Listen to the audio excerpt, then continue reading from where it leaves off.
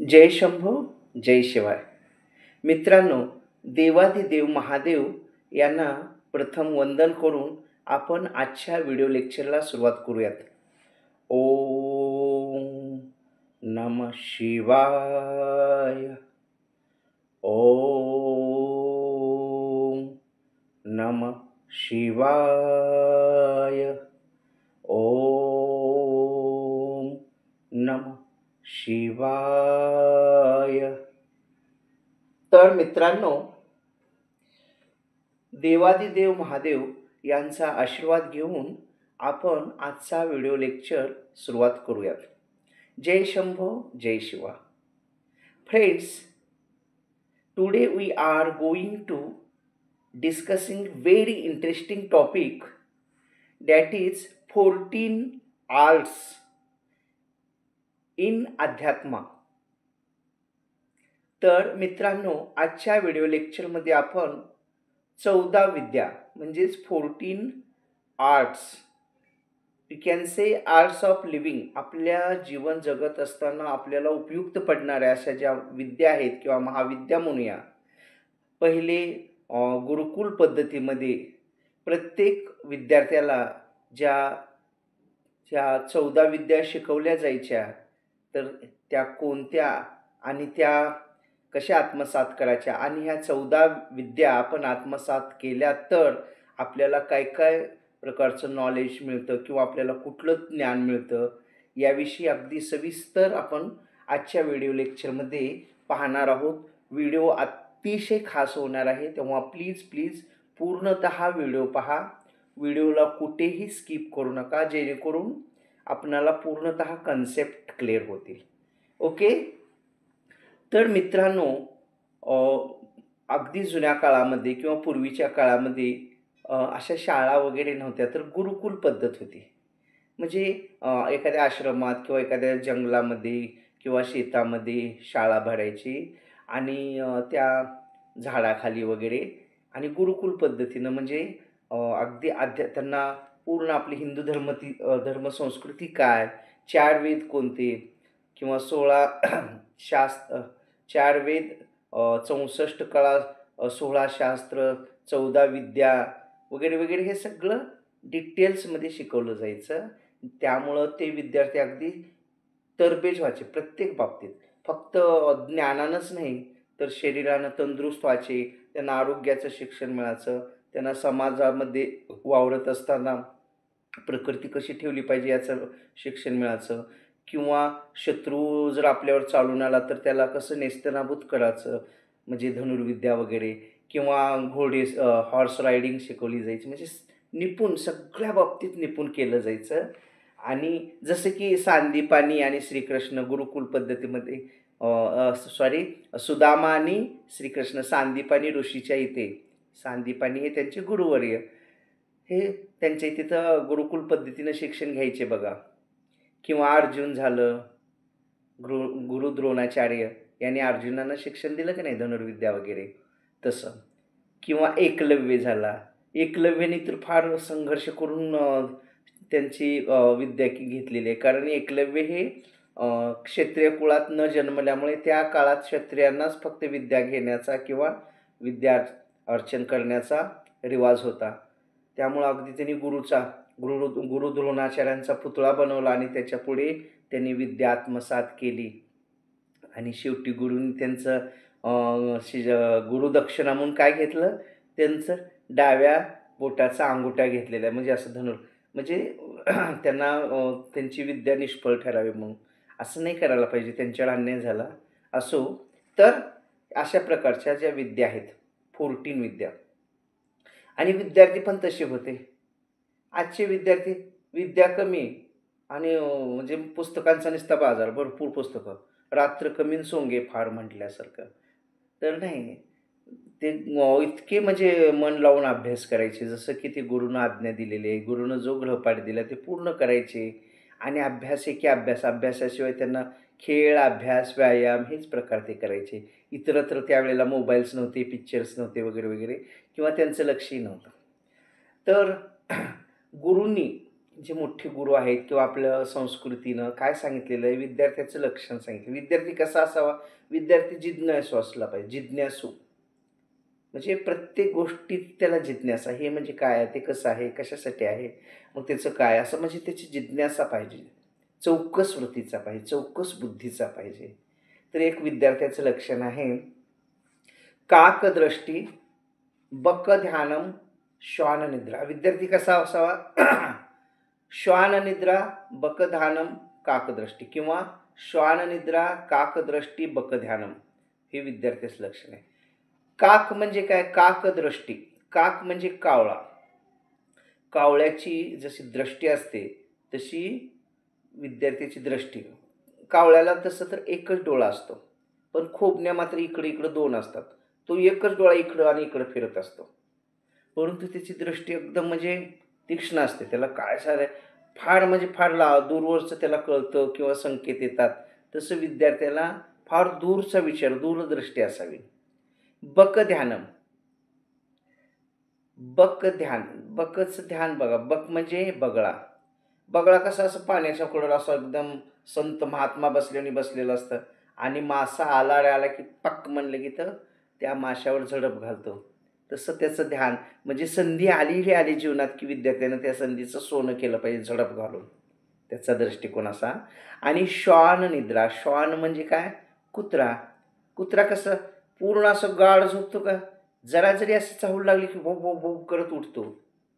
तसं आपल्याला आपलं जे एम आहे, आपलं ध्येय आहे, याची आठवण आली खट्टमन जागा झालं पाहिजे आणि आपण नक्की वाचायला सुरुवात करणं.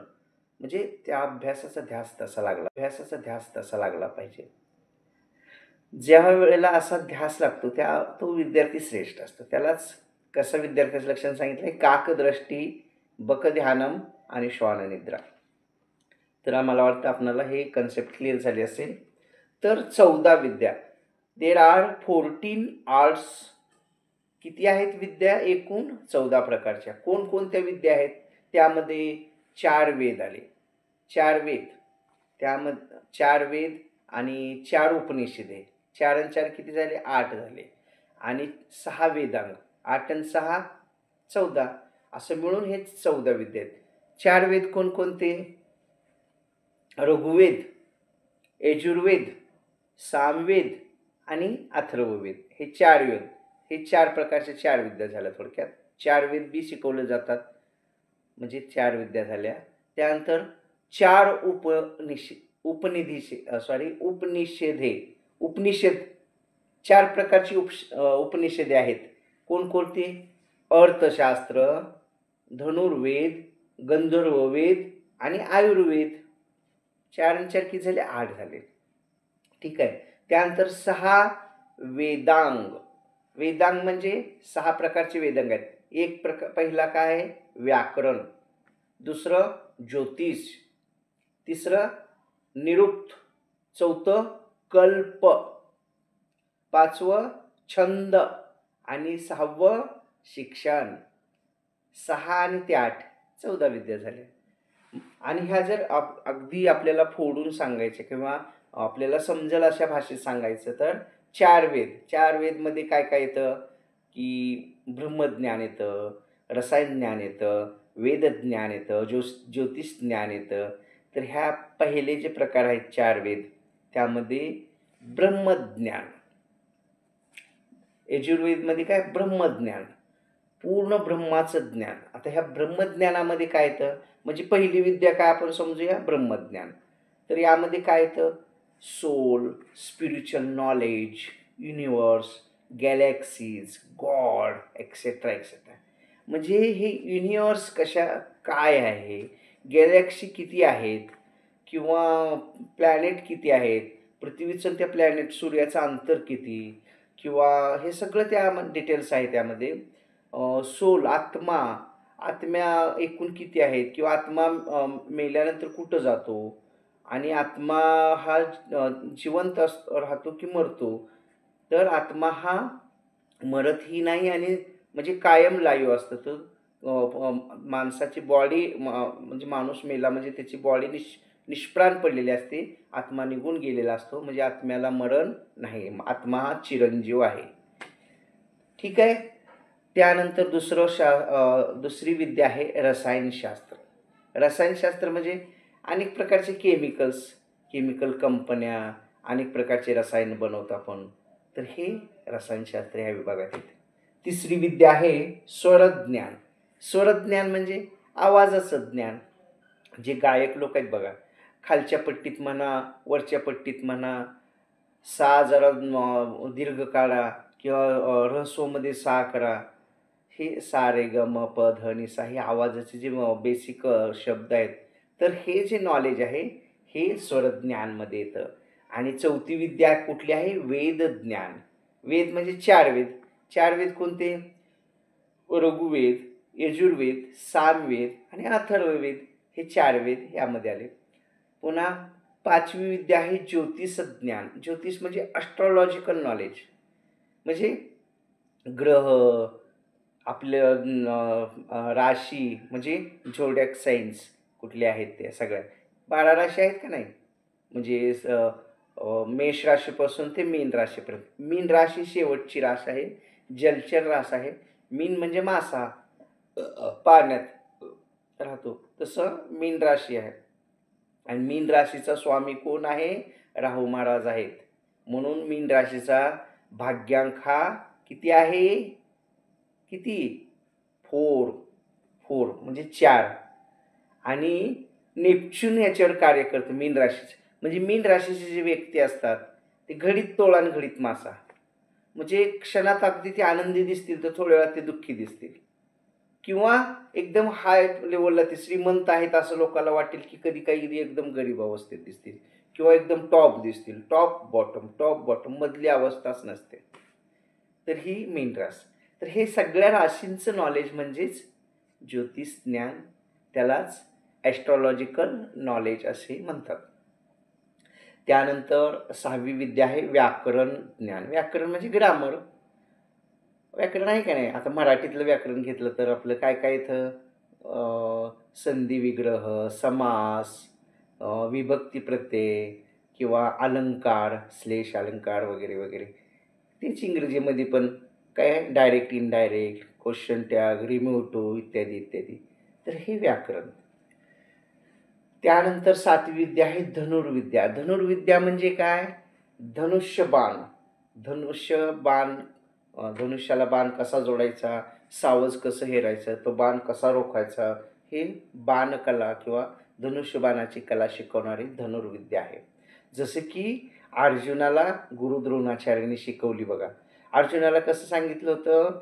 अर्जुनाला असं डोळे बंद करायचे आणि ते मासावर असं लटकवलेलं होता आणि ते चाक फिरत होतं. माशाचा डावा डोळा जो आहे तो त्याला निशाणा साधायचा होता. ते पण खाली जे पाणी ठेवले त्या पाण्यात त्या माशाचं प्रतिबिंब बघून.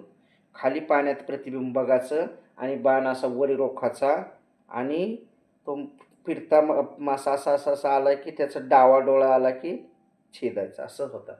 तरीसुद्धा हुशार अर्जुनाने, कारण अर्जुनासारखा धनुर्धारी नाही. अर्जुन हे अतिशय हुशार होते, तरबेज होते. आणि एकलव्यसुद्धा. तर एकलव्य करत होतं, माशाचा डावा डोळा जो आहे तो त्याला निशाणा साधायचा होता. ते पण खाली जे पाणी ठेवले त्या पाण्यात त्या माशाचं प्रतिबिंब बघून. खाली पाण्यात प्रतिबिंब बघायचं आणि बाण असा वर रोखायचा आणि तो फिरता मासा असा असा असा आला की त्याचा डावा डोळा आला की छेदायचा, असं होतं. तरीसुद्धा हुशार अर्जुनाने, कारण अर्जुनासारखा धनुर्धारी नाही. अर्जुन हे अतिशय हुशार होते, तरबेज होते. आणि एकलव्यसुद्धा. तर एकलव्य गुरु द्रोणाचार्यांनी त्यांना नाकारलं, कारण ते क्षत्रिय नाहीत म्हणून त्यांना शिकवणं नाकारलं. तर त्यांनी गुरु द्रोणाचार्यांचा पुतळा बनवला होता मातीचा आणि तिथं अनन्यभावे शरणर म्हणजे शरण जाऊन त्यांची भक्ती करून सर्व विद्या त्यांनी संपादन केल्या होत्या. ठीक आहे. त्यानंतर वैद्य ज्ञान. 8वी विद्या कुठली आहे? वैद्य. वैद्य म्हणजे औषध निर्माणशास्त्र, फार्मास्युटिकल नॉलेज. औषध बनवणं, औषध देणं, आरोग्याविषयी माहिती सांगणं, हे जे आहे म्हणजे आरोग्याशी निगडीत. तर ह्या वैद्य ज्ञानामध्ये येतं. त्यानंतर 9वी विद्या आहे शेती ज्ञान म्हणजे शेती कशी करायची, कुण्या हंगामात काय पेरायचं, कुठं पेरायचं, कसं सगळं अगदी शेतकऱ्याला सगळं माहीत असतं बघा हवामानाचं. तसं. तर हे शेतीचं म्हणजेच ॲग्रिकल्चरल ज्ञान ह्या 9व्या विद्येमध्ये येत होतं. 10वी विद्या होती कोकणी विद्या. कोकणी विद्यामध्ये मंत्र, तंत्र, चेटूक, भानामती, ब्लॅक मॅजिक किंवा ही जी वाईट विद्या आहेत त्या सगळ्या म्हणजे उदाहरणार्थ नजर नजर लागणे, दृष्ट किंवा आत्मा बांधणे, देव बांधणे, कुलदैवत बांधणे किंवा एखाद्याची सुख समृद्धी बांधणे. म्हणजे त्याला जे दुष्टवृत्तीचे लोक असतात ते अशा घाणेरड्या विद्या संपादन करून लोकांचे म्हणजे हे करतात. तर अशा सुद्धा काही विद्या आहेत. त्याला कोकणी विद्या असे म्हणतात. ज्यामध्ये ते काही चिटूक, भानामती, तंत्रज्ञान ते असतात बघा ते लोक ते काहीतरी ओ ओ ओम ह्रीं क्लीं चामुंडाय विच्छे, ओम ह्रीं क्लीं चामुंडाय विच्छे असं प्रकारचा मंत्र किंवा ओम ह्रीं क्लीं फट स्वाहा किंवा शत्रू फट फट फट स्वाहा असं अशा प्रकारचं काहीतरी म्हणतात. ते त्यावरतीचे लोक. तर ते ब्लॅक मॅजिकची जी विद्या आहे ते कोकणी विद्येमध्ये समाविष्ट आहे. ओके. तर त्यानंतर 11वी विद्या जी आहे ती नाविक विद्या. नाविक विद्या म्हणजे तंत्र, मंत्र किंवा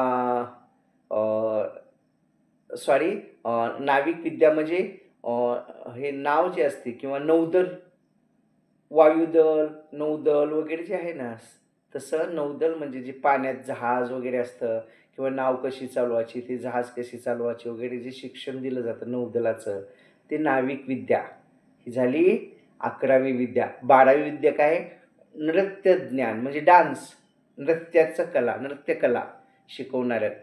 मग त्यामध्ये क्लासिकल डान्स असेल, वेस्टर्न डान्स असेल, कंटेम्पररी डान्स असेल, फोक डान्स असेल, साल्सा डान्स असेल, एक्सेट्रा एक्सेट्रा. हे डान्सचे प्रकार आहेत. म्हणजे क्लासिकल म्हणजे पारंपरिक नृत्य. जसे की ते देवमुनी वगैरे तांडव जुन्या काळातले नृत्य होते क्लासिकल, ते क्लासिकल झालं. आणि वेस्टर्न म्हणजे आता ते फॉरेनचं जे नृत्य आहे ते वेस्टर्न. कंटेम्पररी बी फॉरेनचाच प्रकार आहे किंवा फ्री स्टाईल डान्स, कसाही डान्स म्हणजे पण एक लयबद्ध पद्धतीत डान्स केला जातो. फोक डान्स, लावणी वगैरे असते बघा, मग ते त्याला फोक डान्स असे म्हणतात. आणि साल्सा डान्स म्हणजे ते पार्टीज वगैरे जिथं असतात ना तिथं ते मेल फिमेल किंवा जेंट्स असं असं असं असं पुढे मागं पुढे ते ते असं प्रकारचा डान्स करतात म्हणजे पार्टी नृत्य करतात, त्याला साल्सा डान्स असे म्हणतात. असे अनेक प्रकार आहेत. ते हे सगळं ज्ञान दिलं जातं ह्या ज्ञानामध्ये. ही 12वी कला किंवा 12वी आर्ट किंवा 12वी विद्या म्हणूया. 13वी विद्या कुठली आहे? नाट्यविद्या. नाट्यविद्या म्हणजे नाटक.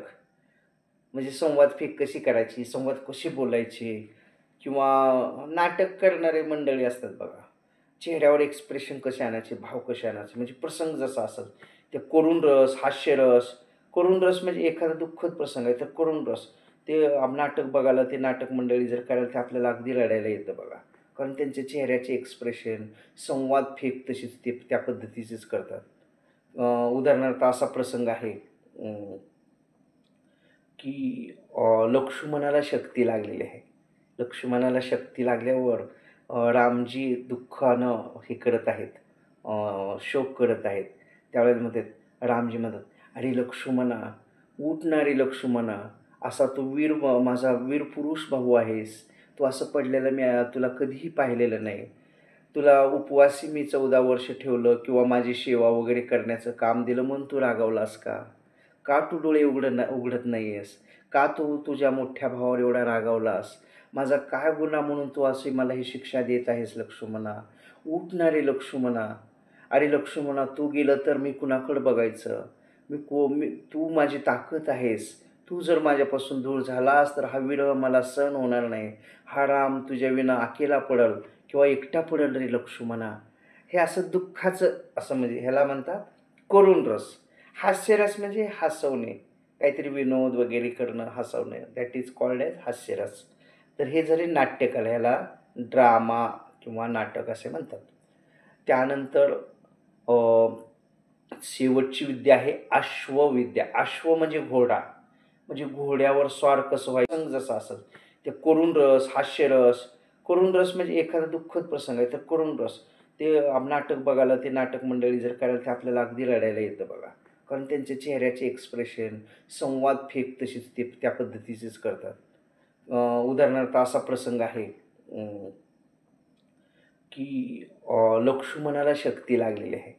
लक्ष्मणाला शक्ती लागल्यावर रामजी दुःखानं हे करत आहेत, शोक करत आहेत. त्यावेळेला म्हणतात, रामजी म्हणतात, "अरे लक्ष्मणा, उठ ना रे लक्ष्मणा, असा तू माझा वीर पुरुष भाऊ आहेस. तू असं पडलेलं मी तुला कधीही पाहिलेलं नाही. तुला उपवासी मी 14 वर्ष ठेवलं किंवा माझी सेवा वगैरे करण्याचं काम दिलं म्हणून तू रागावलास का? का तू डोळे उघडत नाही आहेस? का तू तुझ्या मोठ्या भावावर एवढा रागावलास? माझा काय गुन्हा म्हणून तू अशी मला ही शिक्षा देत आहेस लक्ष्मणा? उठ ना रे लक्ष्मणा. अरे लक्ष्मणा, तू गेलं तर मी कुणाकडं बघायचं? तू माझी ताकद आहेस. तू जर माझ्यापासून दूर झालास तर हा विरह मला सहन होणार नाही. हा राम तुझ्याविना अकेला पडेल किंवा एकटा पडेल रे लक्ष्मणा." हे असं दुःखाचं असं म्हणजे ह्याला म्हणतात करुण रस. हास्यरस म्हणजे हसवणे, काहीतरी विनोद वगैरे करणं, हसवणे, दॅट इज कॉल्ड ॲज हास्यरस. तर हे झाले नाट्यकला, ह्याला ड्रामा किंवा नाटक असे म्हणतात. त्यानंतर अ, शेवटची विद्या आहे अश्वविद्या. अश्व म्हणजे घोडा, म्हणजे घोड्यावर स्वार कसं व्हायचं, हॉर्स रायडिंग. जसं की शिवाजी महाराज, संभाजी महाराज हे किंवा बसवेश्वर महाराज असं घोड्यावर स्वार झालेलं आपण पाहतो बघा, आणि युद्ध केलेलं, इकडं-तिकडं गेलेलं वगैरे. तर घोडेस्वारीचं जे शिक्षण दिलं जातं, ती अश्वविद्या. म्हणजे बघा, पुरातन काळामध्ये ह्या 14 विद्याचं शिक्षण दिलं जायचं. म्हणजे जगात ज्या गोष्टी आवश्यक आहे ते सगळंच होतं. म्हणजे कसं, ब्रह्मज्ञान, स्पिरिच्युअल नॉलेज. ब्रह्मा म्हणजे काय आहे, युनिव्हर्स काय आहे, पृथ्वी काय आहे, हे प्लॅनेट काय आहेत, हे हे दिलं जायचं. रसायन, आज बी केमिस्ट्री वगैरे शिकवतात, हे रसायनाचं बी दिलं जायचं. स्वरज्ञान म्हणजे गाण्याची कला. पुन्हा वेदज्ञान, वेद काय आहेत, आपली परंपरा काय आहे, आपले धार्मिक ग्रंथ काय आहेत, हे सगळं शिकवलं जायचं. त्यानंतर ॲस्ट्रॉलॉजी शिकवली जायची, व्याकरण शिकवलं जायचं, धनुर्विद्या शिकवली जायची, औषधी ज्ञान दिलं जायचं, शेती ज्ञान दिलं जायचं. कोकणी विद्या म्हणजे मंत्र, चेटोक किंवा एखाद्याने कुणी आपल्यावर जर ब्लॅक मॅजिक केलं तर ती महागारी कशी लावायचं त्याचं, ती विद्या वगैरे. त्यानंतर नाविक विद्या, त्यानंतर नृत्यविद्या म्हणजे डान्स कला, त्यानंतर नाट्य म्हणजे ड्रामा, त्यानंतर अश्वविद्या म्हणजे घोडे, म्हणजे सगळ्या प्रकारचं चौवांगी शिक्षण होतं. म्हणजे जितकं काही शिक्षण आहे पृथ्वी तलावर उपलब्ध, ते सगळं दिलं जायचं बघा गुरुकुल पद्धतीत. आज नाही, ह्याचा स्पेशल कोर्स वेगळा लावा, त्याचा वेगळा लावा, त्याचा वेगळा लावा, त्याचा लावा. पण आज घोडेस्वारी वगैरे काही ठराविक शाळेत शिकवतात, जे गुरुकुल पद्धतीनं आचरण करतात त्या शाळा. आपल्या इथं सुद्धा मला वाटतं गोल्ड ख्राईस्ट काहीतरी शाळा आहे आपले विलासरावजी देशमुख साहेबांची. तिथं घोडेस्वारी शिकवलं जातं म्हणतात. म्हणजे असं तिथं नृत्य पण शिकवलं जातं, डान्स, त्याबरोबर ड्रामा शिकवलं जातं. म्हणजे जवळपास सगळं शिकवलं जातं. आणि आपल्या लातूरमध्ये ती शाळा आहेच, गोल्ड ख्राईस्ट, ह्यांची साहेबांची, विलासरावजी देशमुख साहेबांची.